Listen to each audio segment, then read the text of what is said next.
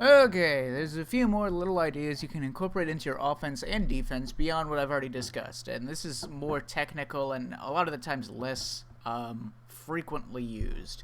The first is reincorporating the concept of micro-walking that we talked about a bit when discussing defense.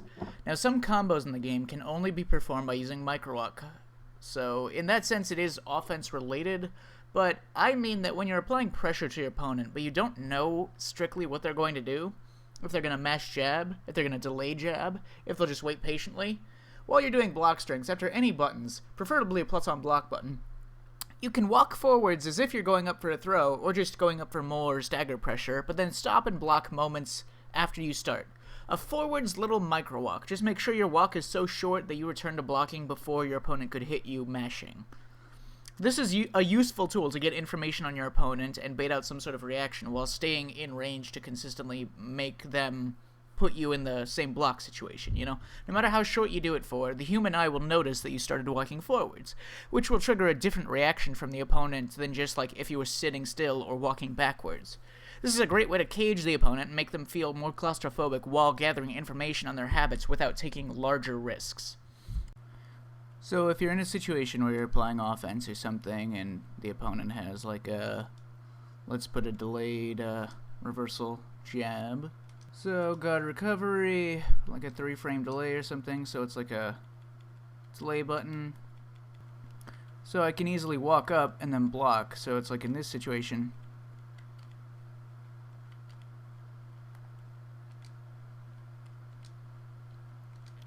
Like so. So about as fast as he's likely to reversal, or perhaps even sooner than that, I can just little inch forwards and then stop. So long as I'm out of throw range, then I should be fine. And see, I put a delay button in there. So if I do like a little micro walk and then a super delay button like that, if he does nothing, my light punch will come out. If he does do some sort of reversal button, I'll block it. And you can also like implement this with like early shimmy. Like even if you're not walking into the range that the opponent should realistically think that you're in range to throw them, sometimes you can get shimmies from way out here. Depending on how attentive they are to the precise spacing. So sometimes you can just get a little walkbacks from a long ways away, which you can combine with this tech to get like a little micro walks forward and then just hold back. And doing so will block the opponent's buttons and successfully shimmy them if they happen to, you know, get a bad reaction at the misjudged spacing. Now, for a really quick and obvious defensive concept, waking up with a low. If you suspect that the opponent is going to shimmy you on your wake up, if you strongly suspect it, then you can catch their legs as they walk backwards with a low attack. After that, we have a special kind of shimmy, one that has no movement, to counter this low attack tech.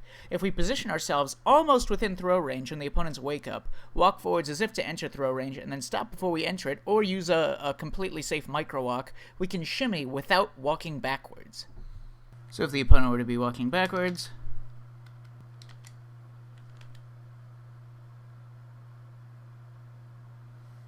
I can catch them on the shimmy. If I hard read it, and if I get thrown, maybe it's no big deal for me, but if we have a motionless shimmy like this, I'm not going to be able to hit them low.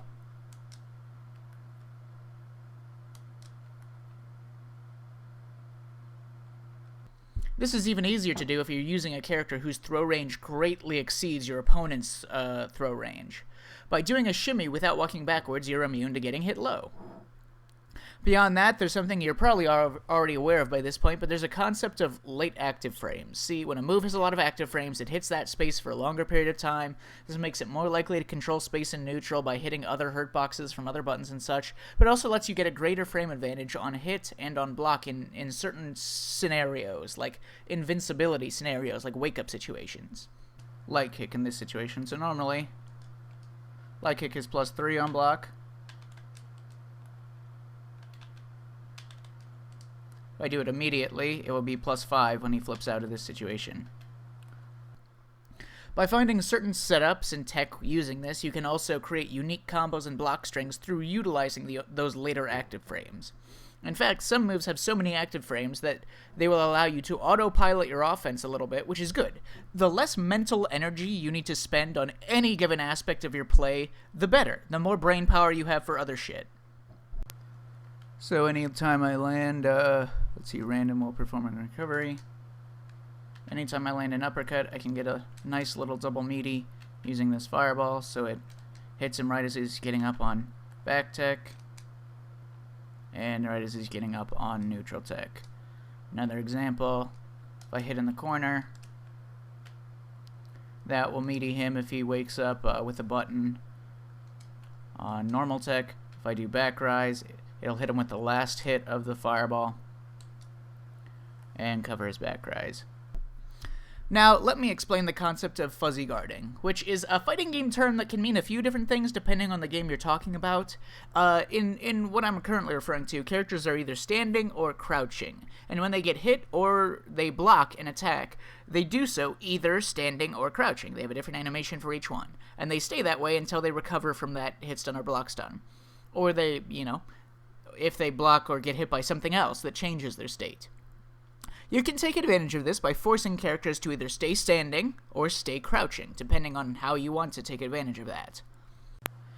So here, I can make Urian block low by doing record guard recovery actions and then holding down back so that he'll crouch block in that instance. And so if I do this, if I make him block a move where he's obviously standing, like he is most of the time, if he blocks anything standing, and then he's holding down back, you can hit him with a move that will hit a standing opponent as an overhead, because all jumps are overheads, and it will catch him because he's blocking low, but his body is still standing so that he's hittable. So you can do that in like those instances, any situation where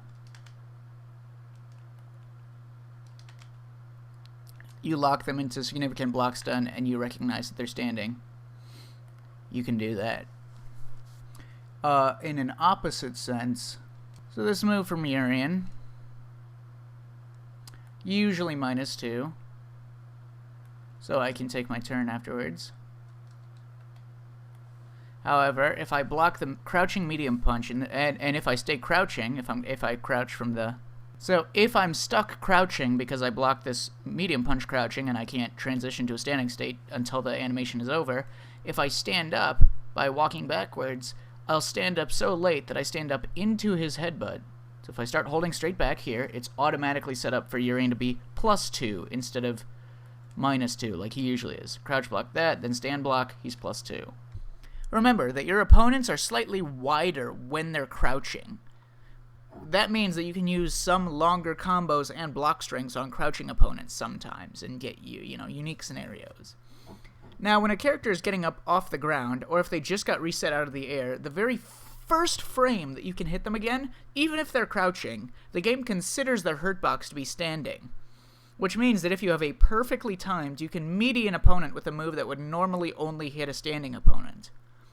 I haven't memorized Zeku's setups. They're not used that often, but theoretically, let's say, okay, guard after first attack, so let's like knock him down or something. Then do an upgram.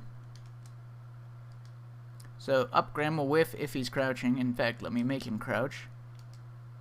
It still hits him. Normally, if I do it, it won't hit him. But he's considered having a standing hurt box as soon as he gets up, so you can do stuff like this. However, that brings us to our next defensive point, dealing with these kinds of meaty, fuzzy setups. If you wake up with a crouching button the exact moment you get off the ground, if you get it reversal timing, you will not be considered standing by the game.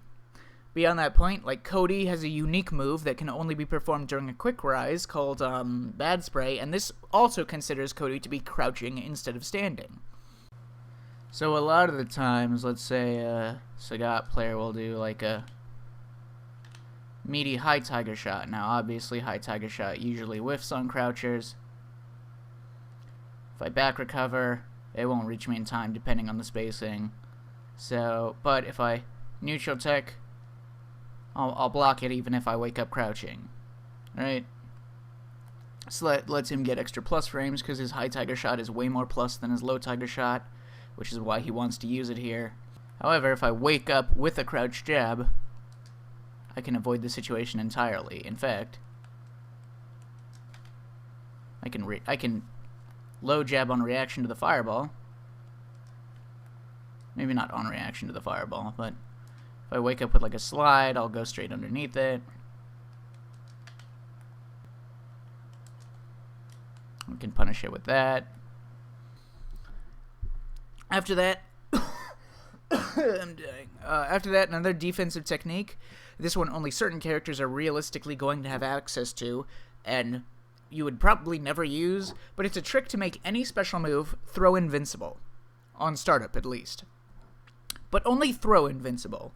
See, when you jump, you first enter jump startup frames where you can still be struck while you're on the ground, and then you get into the air, but obviously you avoid throws at the same time. If you didn't, then some characters would literally have no answers to throws. There is, in fact, the option to jump cancel into a special move before you leave the ground. Now, this is nigh impossible to input with most characters that have faster jumps because their inputs require too much time to pull off in that matter of a few frames. But it's still it is still technically possible with every character. Now, I will demonstrate it with the easiest character to do this with, Abigail. Now, this is kind of hard to do, so it might take me a couple of tries, but let's say that, like, into a normal throw. So, in this situation, Abigail does not have the greatest tools against normal throws. He doesn't have, like, throw invincible moves. Let me try to do, like, EX, flip thing. No, that's not throw invincible. If I do, like, one of my armor move reversals, that's not throw invincible. So he doesn't have great anti-throw moves, and if I jump, she can obviously anti-air. But let's see if we can't punish this. There we go. There we go. Finally got it. Alright, that took a while. So I waited, then I jumped as late as possible. Up. I waited until the throw was like right about to connect, and then up, and then into that. Bam bam. Bam bam. Up, then 3 kicks. Bam bam. About that pacing. So that's like the biggest gap that I can give it. So there we go. Super difficult. I don't think it's literally ever been used in this game in a high level competitive environment because it's so unreasonably difficult to pull off, but it exists. Beyond that rarely used piece of tech, we come to some more option selects and with ways of dealing with V reversals. Now you can throw a V reversal, but you can also bait them out and parry them or V-shift them if they're a strike type of V reversal. Here are some ways that you can do that. So yeah, there's a couple ways to deal with a V reversal, like depending on how soon you recover. Let's see if I can normal throw this. I don't know if Abigail can off of this hit. But anyways, let's say I do a jump in. I can command throw it immediately. So let's say he just stays blocking because of the extra slowdown. There we go. You see what I inputted? I inputted crouching light kick and then immediately into a command throw. So if he does nothing... No, I meant to do crouching light kick. There, like that. There we go. So I got crouching light kick, and because I didn't land in time, I got EX command throw to punish that. So so you can time it in such a way so that you do your normal jump in into your landing button or whatever immediately, and then if there's slow-mo, you add in your extra. So long as the move you do is not special cancelable, or cancelable at least into whatever you end up doing, because like most buttons, if I do like a light punch into a normal throw instead, so let's do that. There we go. Crouch light punch in a normal throw, much easier to do. Any character can do this.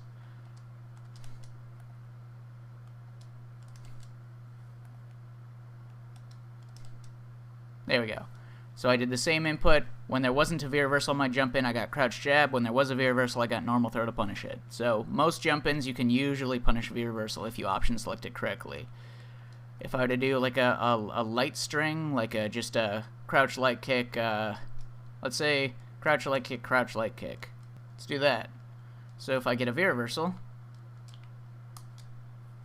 I get that from doing the same input sequence, the same option select sequence.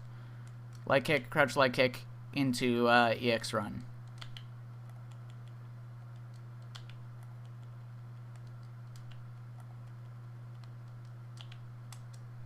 And that's how it goes.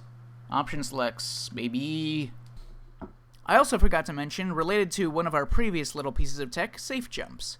A safe jump is any situation in which you can safely jump in on your opponent, as the name suggests. Against characters that don't have invincible anti-airs, this can be easy. So if you're fighting a character without super fast, reliable anti-airs, like this, you know, not in frame 1 invincible anti-airs, much easier to do knockdowns that go into safe jumps. However, this is still possible against those pesky, instantly invincible DPs that people keep throwing out if you get the right setups. So, character that gets a lot of reward from safe jumps. So if he just wakes up and blocks,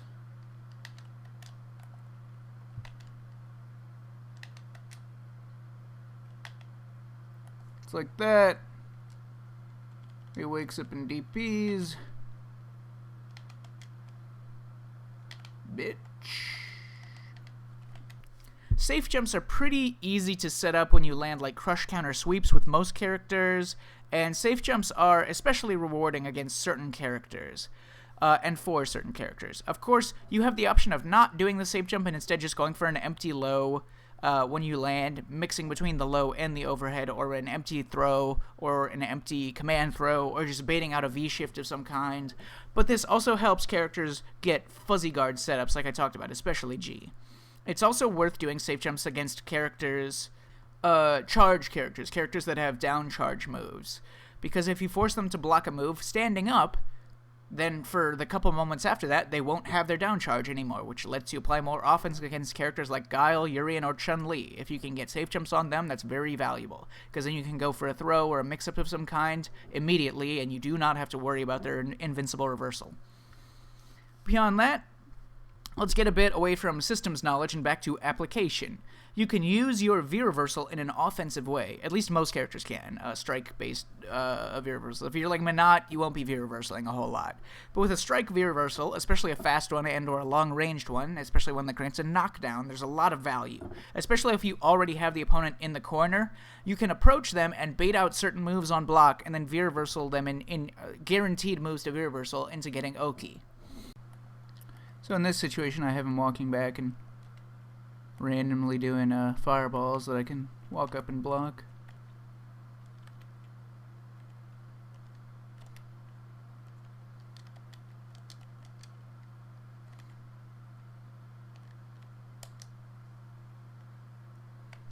And on the subject of V-meter, make sure you know how to avoid certain death chip kill situations. If the opponent does a block string into a super, you can usually V-reversal it, except for certain characters like Rashid, who have CAs that are normally impossible to V-reversal and survive.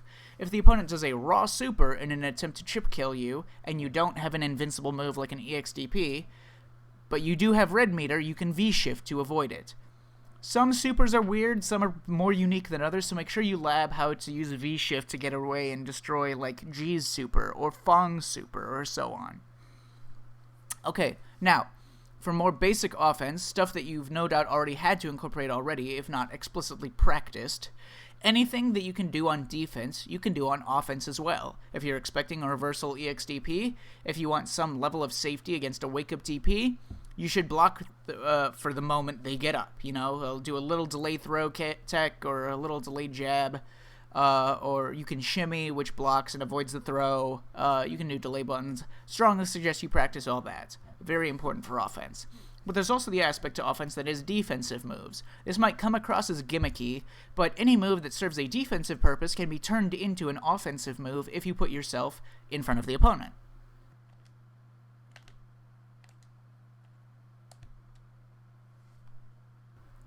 There are smarter and more reasonable situations to incorporate this concept, such as when you have no meter with Zangief. Take a situation like this for example. Let's say I land the light SPD and I have no meter. If I dash up, I'm -3. So if I go for like a light or anything, I'm going to get beat out at this range by Cammie's like heavy option. Now if she whiffs a light, it's not going to reach at that range, so she has to go for like a medium or a heavy if she really wants to be safe from me dashing up into another SPD like that. However, I know that I'm minus after the dash up, so I can dash up and flex. And now I'm plus.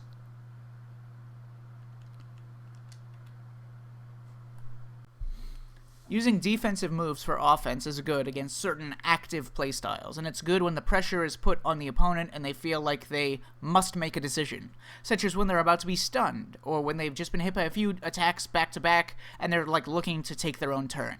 Give them a turn, and then take it away from them, you know? Give them something that, like, put yourself at -2 in front of them, do something like this, and then use like some sort of invincibility or like a V-shift. Obviously, depending on the move in question. This might be a kind of a dumb idea to do with great frequency, and depending on your risk-reward, so make safe, smart choices in general, and see what you can do. Another incredibly strong technique is to whiff a quick button into a button that has dominance in the range that you're playing at. If you've played the game, you know what it's like to try to react correctly to every blocked and every whiffed normal. Have you ever tried to V-reversal on your wake-up only to realize you never actually blocked a button, and you got like a heavy kick or a heavy punch or something? You just thought or assumed that you did? It's hard to keep up sometimes, and especially when it's like a light or a medium button whiffs in front of something. Someone, they might think it reached them. They might see it whiff and instinctively try to take action. Either way, they do something, you do something better, boom, they're dead. Alright, so I just popped up a random clip, and this is a good example. Tokido does this a lot. For like, check this situation out. Medium punch, tackle.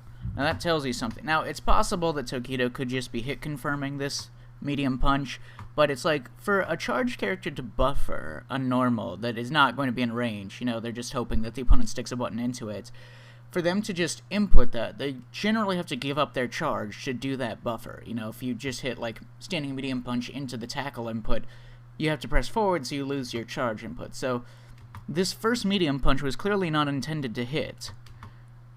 It was intended to create a reaction because he kept his charge. Medium punch, still had charge, went into the tackle. Like I said, it's entirely possible he was ready to hit confirm either hit, but yeah. Tokido does this exact sequence a lot. Medium punch, whiff right in their face, medium punch immediately afterwards to catch the extended limb. In this case, it was a crouching medium kick, it looks like, from Luke. Again, this is another technique that becomes more potent when the pressure is high and their reaction speed is going to slow a little bit and their desire to make something happen will grow. In general, it's often a good idea to tap the opponent with a light or maybe 2 lights as a true frame trap, maybe a little stagger, a little micro walk stagger. So yeah, if you're harassing the opponent into like if they're like looking for a V-reversal spot, looking for somewhere to head out, and you do a lot of difficult and hard to react to things that aren't particularly, you know, aggressive. It's not like I'm taking big risks, per se, except the little gaps that I'm providing. And it's not like I'm really going in for, like, the throw or anything like that in doing this. But if the opponent's panicky, this will tend to, you know, elicit some sort of reaction. And, like, especially as Colleen, you have plenty of things. It's like if they start really trying to poke out in these situations, like try to find the gap, try to react to the situation even though they realistically can't react to like which light they just blocked or which anything like that. You just walk backwards, do this, probably gonna whiff punish anything that they're sticking out, so on. Because especially like think about it. If the opponent is looking for your forward movement, or if they're looking for a move that they can see on block and then V-reversal to like reduce their stun gauge, any of these things, these lights, won't give them what they want. They want a move they can clearly see to V-reversal. If you're worried about the opponent going for a walk-up throw, and the opponent is doing a walk-up light, they might not see it in time, and might still hit throw tech even after they block the light. Maybe it'll be eaten by the block stun of the light, maybe it'll accidentally come out after the block stun ends. You know, either way, it will be messy and confusing on the defender's end if you're using moves and options that end very abruptly, you know. very short time spans to see what's happening. If you want to see if the opponent is desperate and looking to react to some forward movement or something, if you want to see their current mental state while they're under pressure, often I would recommend tapping them with like a light or two, back off, sit still, maybe micro walk, then block forwards. You'll see plain as day if they do something on your like weird harassment stagger pressure, or if they stay stoic. That'll give you the info you need to hurt them. It's extremely common to get a nice counter hit if you do like a light, micro walk into another light, then go for a real frame trap right away, or go for a walk back into a good whiff punishing button. It's a great situation to bait actions, bait mistakes, get accidental bad inputs from the opponent, and hasty choices from your opponent on defense if they aren't committed to holding tight through all the shit that they can't really see and keep up with, as it's constantly quick action into quick action. This is where a huge amount of, like, say, Sakura's damage comes from.